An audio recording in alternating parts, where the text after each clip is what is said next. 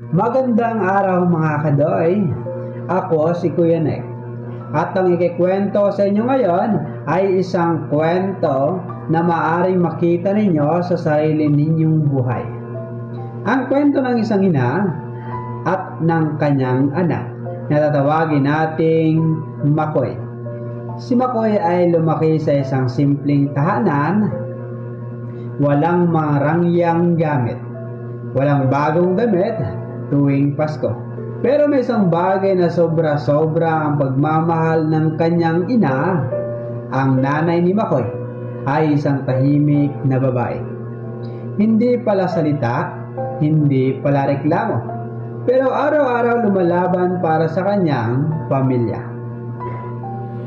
Maagang gumising ang kanyang ina habang tulog pa si Makoy. Nagluluto na siya, naghahanda ng baon, at naisip kung paano pagkakasyahin ang kaunting pera para sa buong araw. May mga umagang kanin at tuyo lang ang ulam. Pero sabihin pa rin niya, "Anak, kumain ka ng mabuti para may lakas ka sa eskwela." Hindi alam ni Makoy noon na ang nanay niya ay hindi na kumain. Mas pinili niyang ibigay ang lahat sa anak, kahit siya ay nagugutom.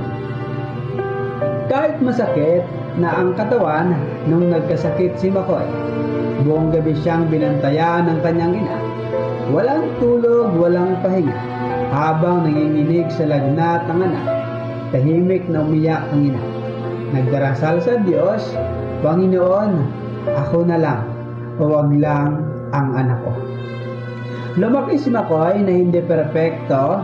May mga pagkakataong pasaway, may mga araw na sumasagot sa magulang, may mga panahong hindi niya naiintindihan ang sakripisyo ng kanyang ina.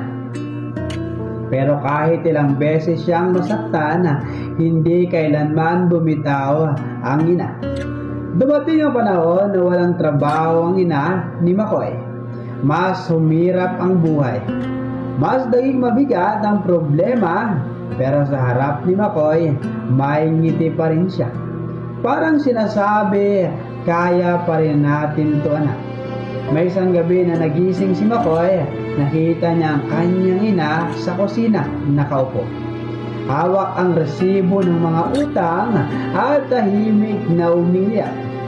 Doon niya naunang nakita kung gaano kabigat ang pagsani ng isang ina, at paglipas ng mga taon, lumaki si Makoy.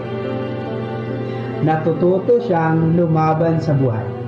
At sa bawat takbang niya, ang lakas niya ay galing sa sakripisyo ng kanyang ina.